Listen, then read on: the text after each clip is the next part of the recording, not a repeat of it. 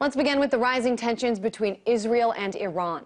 Sanctions put into place by the United States and the European Union are starting to hurt the people of Iran in a major way, with access to food and other imports blocked. Now, the West hopes that the pain will bring Iran back to the bargaining table in terms of its nuclear program.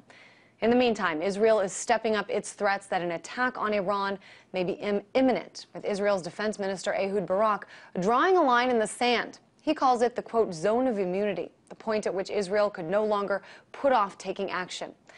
But in the West's efforts to isolate Iran, India has announced it will send a delegation into Iran and has now emerged as the #1 customer of Iranian oil.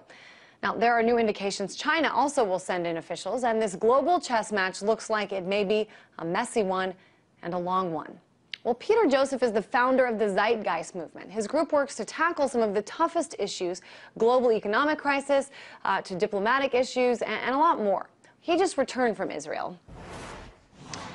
Hey there, Peter. I know you spent about a week there. Talk to me a little bit about your impressions of Israel, the people you spoke to, and what's going on there. Well, thank you, Christine, for having me. Israel is in a very complex state. On one side, you have a very intelligent public that is not representative of the state that's causing all of these general warlike interests in the occupation, the prisons of the West Bank and Gaza, and everything else that I'm sure we've talked at length to death about. So, you know, it's important to initially point out that there's an incredible culture there that really does not represent the state. And in the speech that I gave to a sold-out audience full of not only Israelis but Palestinians, there is a general interest to want to see all of these problems stop. And the Zeitgeist movement's attempt, broadly speaking, is to get the world to come together with the general foundation that these issues have to find resolution holistically, or we're going to have some very, very caustic problems in the future. World War III, the first to mention. And when you say these issues, as you say, I mean, war is one of these issues. And it's not just as simple as should we have war or shouldn't we? I mean, there is you know, #1, a huge defense industry, both in the U.S. and Israel, you know, that a lot of people say may have an interest in war. I know you've written about in the past, you know, as far as consequences of war, you've said that it benefits the upper class and it results in the denigration of the lower class. Talk to me about this divide as it relates to war, and if you think there's an undercurrent of something else here other than a legitimate threat. Well, we often hear the term geopolitics. The correct term is geoeconomics.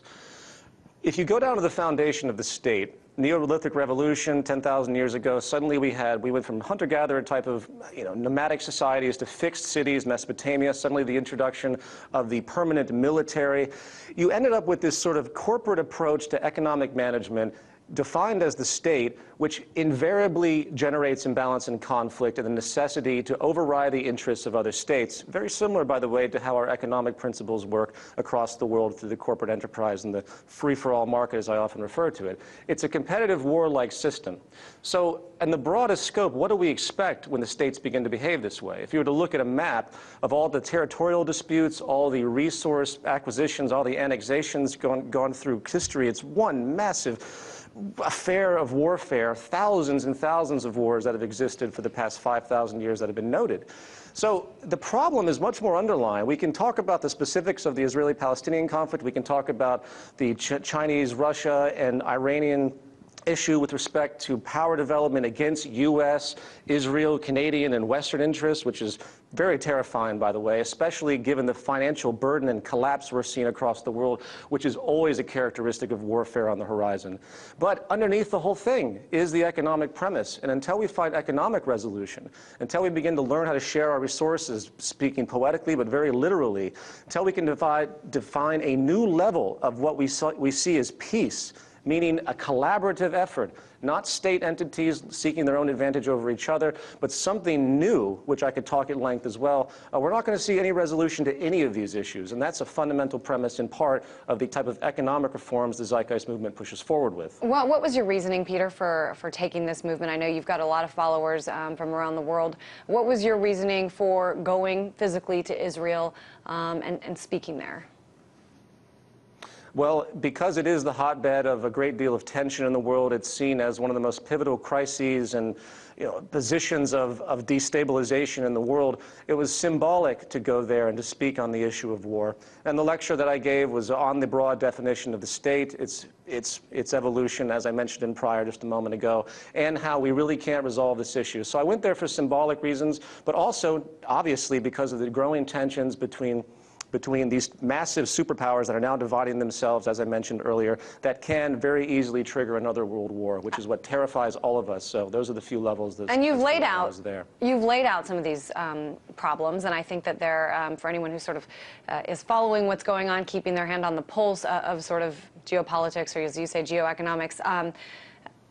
These issues are out there, but are there solutions available? And I guess, or do you just think war is inevitable between Iran and the West?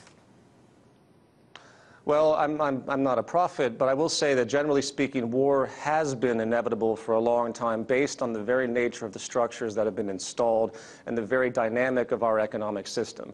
Are there solutions that can be had in the meantime? Yes, but I don't think they're going to come from speaking truth to power, as they say.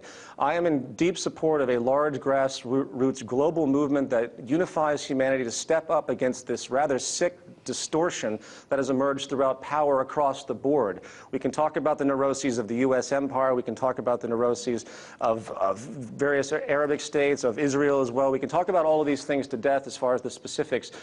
But at the very core of this comes a deep social change that's required, and it's going to take a grassroots movement to move this forward. I have little faith in the change coming from the state empires. Well, we understand that you'll be working on it in the meantime. Peter Joseph, founder of the Zeitgeist movement.